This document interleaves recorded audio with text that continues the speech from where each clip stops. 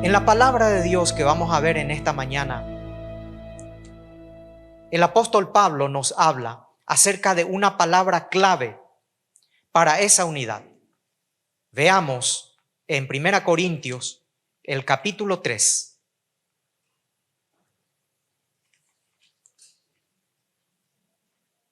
Vamos a ver juntos en esta mañana cuál es la clave para la unidad. Y el título del mensaje es Colaboradores de Dios para la unidad de la iglesia. 1 Corintios, el capítulo 3, versículo 1, y voy a leer primeramente hasta el versículo 4. Dice así la palabra de Dios: de manera que yo, hermanos, no pude hablaros como a espirituales, sino como a carnales, como a niños en Cristo.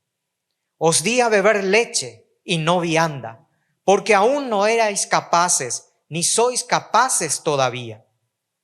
Porque aún sois carnales, pues habiendo entre vosotros celos, contiendas y disensiones, ¿no sois carnales y andáis como hombres? Porque diciendo el uno, yo ciertamente soy de Pablo, y el otro, yo soy de Apolos, ¿no soy carnales? El tema del mensaje en esta mañana tiene como una palabra clave que sirve para nuestra unidad. Es la palabra colaboradores, o la frase, mejor dicho, colaboradores de Dios. Ser unidos es difícil, hermanos. Es difícil. Aún en el pensamiento de dos personas, por ejemplo, en un matrimonio, saben ustedes que dos personas no piensan iguales.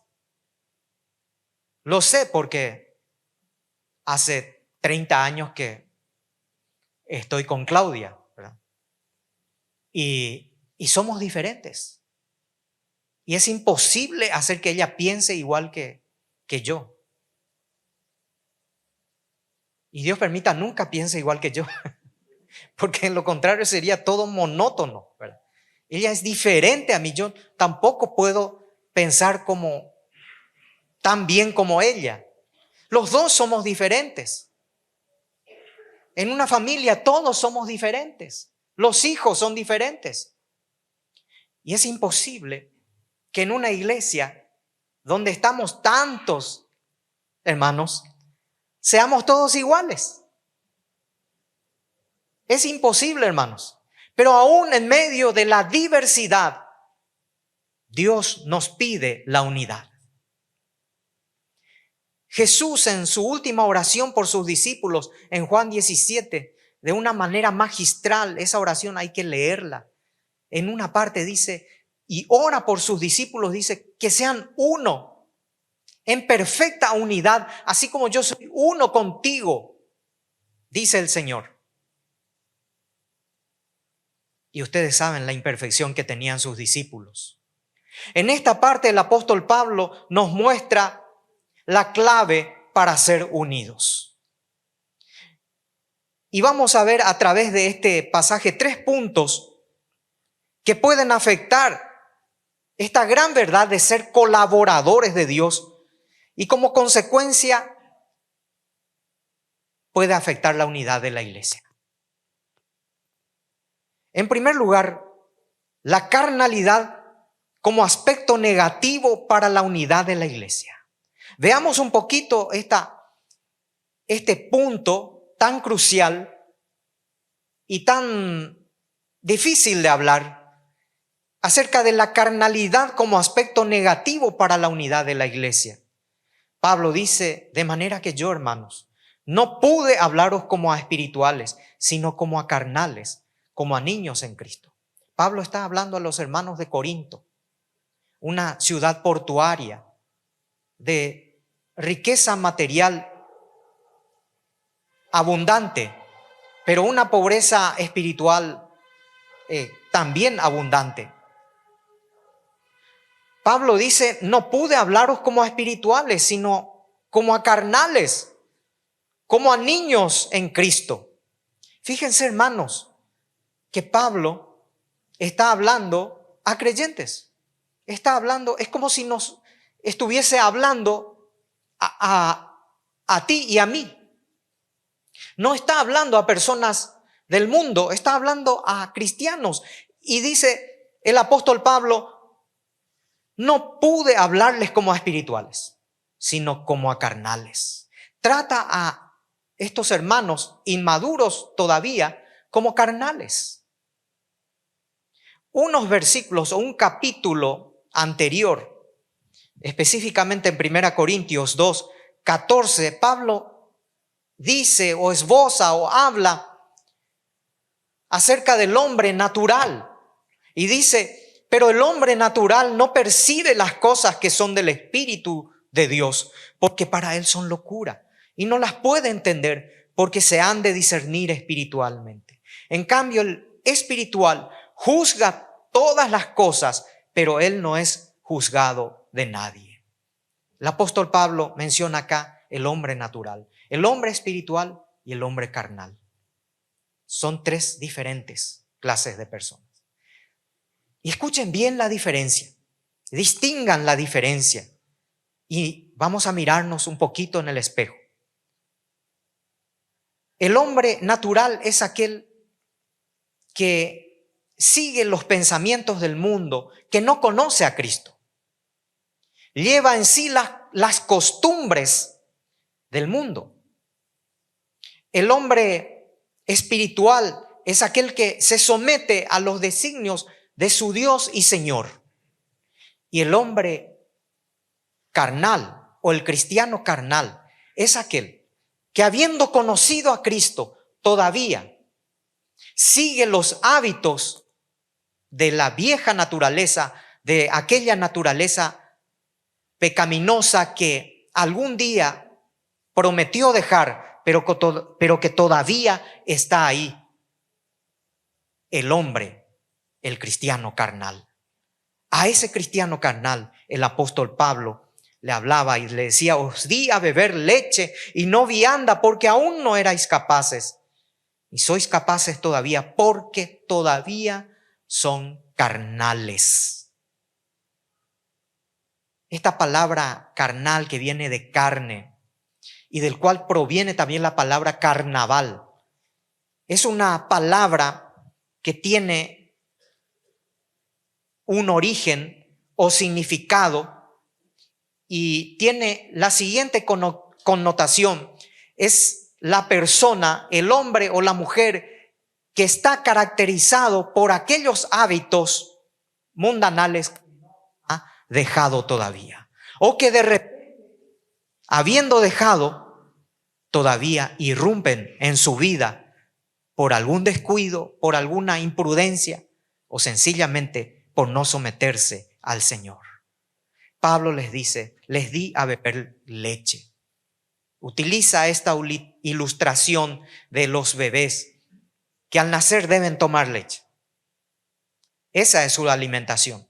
Es imposible que le des un chorizo a un bebé. Vamos a comer asado por el Día de la Madre y pobrecito está tu bebé ahí, ¿no? Y invitarle un vacío al bebé. No, el bebé tiene que tomar leche.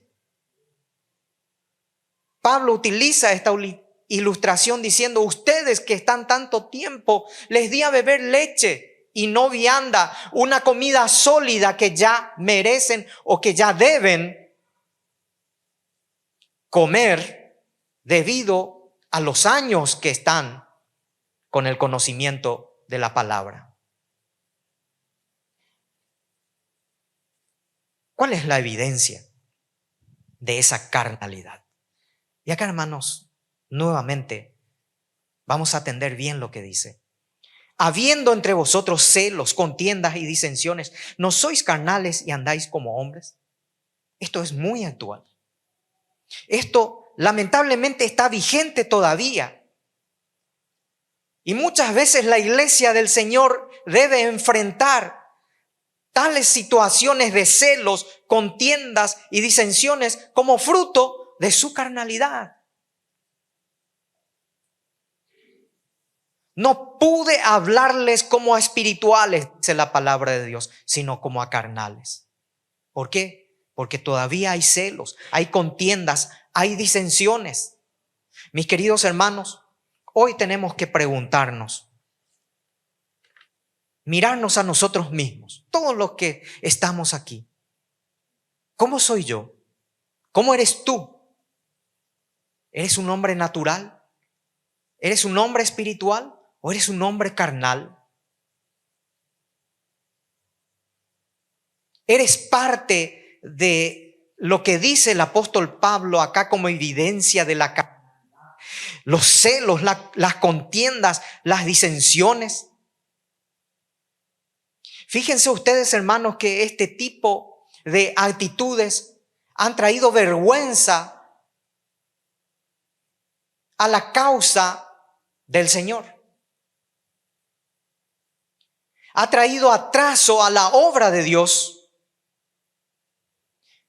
Las disensiones, los celos y las contiendas sencillamente produce que otras personas no miren o no observen a los cristianos como realmente debieran, como hijos de Dios. Debemos tener cuidado con este tipo de actitudes porque manifiestan sencillamente carnalidad. ¿Y qué pasa entonces, hermanos? Esto afecta nuestra unidad. Hoy quiero hacer una pregunta en esta mañana. Es oportuno que hagamos también estas preguntas. ¿Actúo en forma carnal? Después de tanto tiempo de ser alimentado por la palabra de Dios, ¿todavía actúo como un niño espiritual? ¿Soy presa fácil para dejarme llevar por los celos, las contiendas y las divisiones? Y lo que es peor todavía, ¿soy alguien que produce ese tipo de actitudes? Mis queridos hermanos, la carnalidad siempre va a ser un aspecto negativo para la unidad. No solo de una iglesia, también si estás en una empresa te darás cuenta de que alguien que produce divisiones, de que alguien que siempre es contencioso o está en contiendas, nunca sabrá lo que es la unidad. En el seno de la familia también. Cuando estamos divididos, cuando los hijos entran en debates y discusiones sin terminar, cuando padres se discuten y no hay manera de ponerse de acuerdo en nada, entonces no hay unidad. La carnalidad es un aspecto negativo para la unidad. Preguntémonos, ¿soy parte de la unidad o soy parte de la carnalidad? En segundo lugar, la unidad de la iglesia es fortalecida cuando el liderazgo se centra en Dios. Fíjense, hermanos, lo que dice la palabra de Dios. Al terminar el versículo 4 del capítulo 3 dice, yo ciertamente soy de Pablo, algunos dicen, y otros dicen, yo soy de Apolos. Entonces sois carnales, les dice Pablo. Pero el versículo 5 en adelante dice, ¿qué pues es Pablo y qué es Apolos? Servidores por medio de los cuales habéis creído. Y eso según lo que a cada uno concedió el Señor. Yo planté, Apolos regó, pero el crecimiento lo ha dado Dios. Así que ni el que planta es algo, ni el que riega, sino que Dios que da el crecimiento. Y el que planta y el que riega son una misma cosa, aunque cada uno recibirá su recompensa conforme a su labor.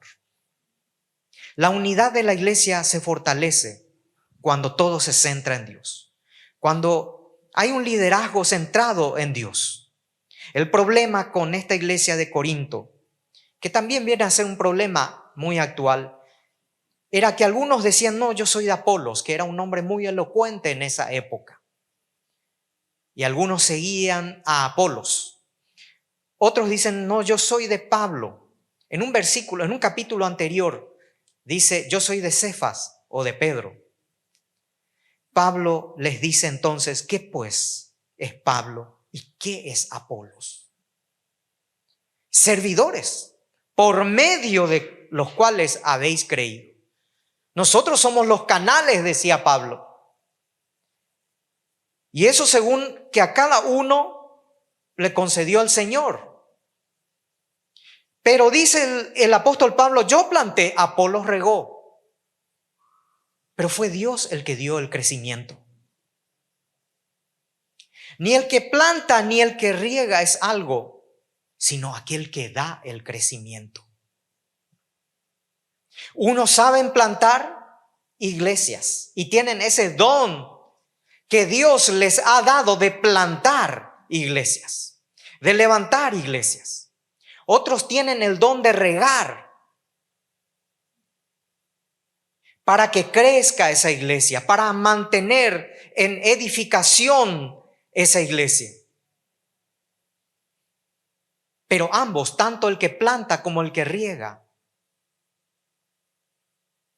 no son tan importantes o no son nada importantes, sino aquel que da el crecimiento, que es nuestro Señor y Dios.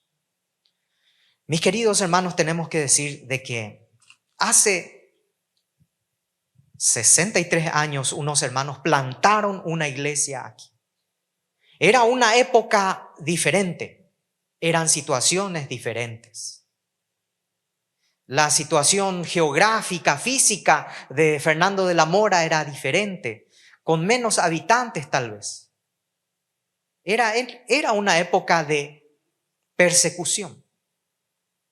Hoy estamos en una época diferente donde estamos regando lo que otros han plantado.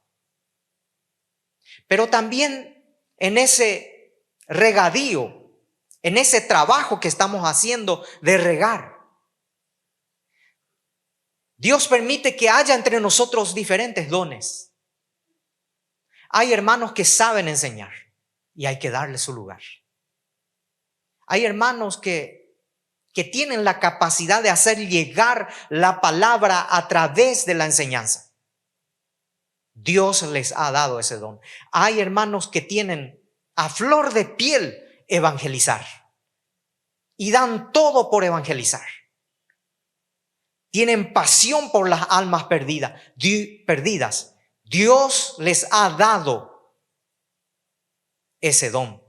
Hay hermanos que son verdaderos adoradores. Hay otros que son hermanos intercesores, que se sienten atraídos e impulsados para orar y bendecir a otros. Pero hermanos, tanto el que plantó como el que regó, delante del Señor somos servidores. Lo más importante es aquel que da el crecimiento. Dios es el que da el crecimiento. La unidad de la iglesia es fortalecida cuando el liderazgo se centra en el Señor. Hoy estamos aquí. Hoy, por la gracia de Cristo, estoy parado en este lugar. Mañana puede que ya no. Por la gracia de Cristo, hermanos. Por la gracia de Cristo estás ejerciendo el don que Dios te ha dado. Estás plantando, estás regando. Tu trabajo es igual de importante que aquel que planta o que riega. Puedes decir en esta mañana, yo no gané tantas almas como Billy Graham, como Luis Palau.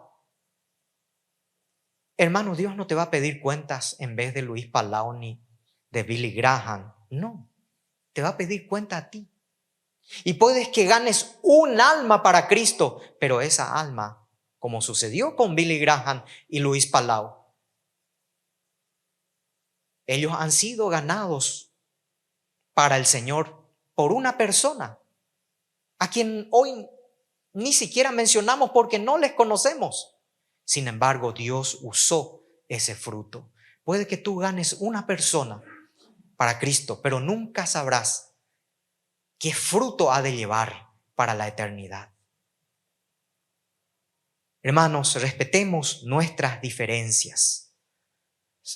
La unidad de la iglesia depende de eso, hermanos. Es fortalecida cuando ese liderazgo se centra en el Señor. Y finalmente, en tercer lugar, la unidad nos mueve a ser colaboradores de Dios para edificación. El versículo 9 nos dice lo siguiente en cuanto a esto. Porque nosotros somos colaboradores de Dios y vosotros sois labranza de Dios, edificio de Dios, conforme a la gracia de Dios que me ha sido dada. Yo como perito arquitecto puse el fundamento y otro edifica encima, pero cada uno mire cómo sobreedifica, porque nadie puede poner otro fundamento que el que está puesto, el cual es Jesucristo. La unidad nos mueve a ser colaboradores de Dios para edificación. La palabra de Dios nos dice que somos colaboradores de Dios. Al terminar este mensaje quiero resaltar nada más esa frase tan linda de que somos colaboradores de Dios. Fíjense, hermanos, la dimensión de la importancia que tiene esta frase, colaboradores de Dios. Dios nos ha dado un privilegio tan grande, un privilegio tal, que somos copartícipes de su obra, como si Él nos necesitara. En realidad no nos necesita, Él puede hacerlo solo. Sin embargo, por su gracia, como lo dice el apóstol Pablo, conforme a esa gracia, porque no hay mérito alguno en nosotros. No hay, hermanos. No hay mérito alguno en nosotros. Es por la gracia de Dios. Somos colaboradores de Dios por su gracia. Y Él te ha puesto ahí. Él te ha puesto aquí, hermanos. Porque ve en ti, ve en mí, ve en nosotros, de que somos copartícipes de su obra. Esto es para agradecerle al Señor porque nos ha tenido en cuenta. ¿Quiénes somos nosotros? ¿Quiénes somos nosotros para que Dios nos use? ¿Quién soy yo? Sino un vaso de barro. Sin embargo, la palabra de Dios nos dice, somos colaboradores de Dios. Y esta es la clave para la unidad. Eres tan diferente al hermano que está a tu lado. Tus diferencias muchas veces se notan poco o a veces son tan notorias que desde lejos se pueden percibir esas diferencias. Sin embargo, esas diferencias se unen ante el hecho de que somos colaboradores de Dios en su obra. Un privilegio tan grande. Y dice el apóstol Pablo que edificamos sobre un fundamento. Y ese fundamento es Jesucristo, el cual o quien nos llamó para su obra. Primero para salvarnos y luego para trabajar en su obra. No hay otro fundamento, dice la palabra. Nadie puede poner otro fundamento que el que está puesto, el cual es Jesucristo. Y este fundamento, el cual han puesto nuestros hermanos hace 63 años atrás, de que somos colaboradores para edificar y sobreedificar sobre este fundamento, debemos hoy tenerlo en cuenta para nuestra unidad. Hay solamente una cuestión más que quiero resaltar aquí en el versículo 10, que dice que cada uno mire cómo sobreedifica. En estos tiempos de tanta abundancia de falsa doctrina, de tantos predicadores que vemos a través de las redes sociales o predicadores que escuchas y que dan otro énfasis que el que deben dar. Hoy debemos ver sobre qué estamos sobreedificando. ¿Sobreedifico sobre la gracia de Cristo? sobre el fundamento de nuestro Señor Jesucristo? ¿Cómo estás sobreedificando en tu familia? Recuerda que tu familia es clave para conocer la gracia de nuestro Señor Jesucristo. Estás construyendo. El apóstol utiliza la figura de un edificio. Somos edificio de Dios, pero tú y yo estamos sobreedificando sobre la vida de nuestra familia. Es lo único que vamos a llevar, como siempre decimos, a la eternidad. Después de eso, nada vamos a llevar. ¿Cómo estamos sobreedificando en la vida de nuestra familia? Es para pensar también en esta mañana, hermanos. Concluyo este mensaje diciendo que la carnalidad como aspecto negativo para la unidad de la iglesia, siempre como hijos de Dios y como miembros de la iglesia, debemos tenerlo presente y tomarlo en serio. El apóstol Pablo hace un llamado a servirnos de la palabra de Dios como hijos suyos maduros. Dejar los celos, las contiendas, las divisiones, porque eso es fruto de la carnalidad. Y mis queridos hermanos, Dios ha puesto aquí una iglesia para ser un canal de bendición, un canal de transformación para todos los que vienen y los que están a nuestro alrededor y están a tu alrededor. Somos una iglesia unida para restaurar, para levantar al caído. Nunca seremos perfectos. No hay perfección en nadie, pero aún así el Señor nos utiliza como colaboradores de Él, copartícipes de su obra en este lugar. Recordemos, hermanos, que somos temporales. En eso somos todos iguales. Nunca nadie es dueño de ningún ministerio, de ninguna obra. Recordemos, Dios es el que da el crecimiento. Ustedes y yo o plantamos o regamos, pero es Dios el que da el crecimiento. Él es el fundamento. Sobre Él edificamos y sobreedificamos, y a Él debemos dar la gloria. Nosotros somos temporales. No podemos llevar en nuestros brazos ningún ministerio. Cuando el Señor nos pide cuentas, cuando el Señor nos dice ya para dejar un ministerio, entonces tenemos que dar el paso al costado para que otros puedan trabajar. El Señor bendiga su palabra en esta mañana. El Señor nos bendiga con esa unidad que tanto necesitamos de ser una iglesia sana que transforme el mundo. Vamos a orar. Nuestro Dios y nuestro Padre, te damos gracias por tu palabra en esta mañana.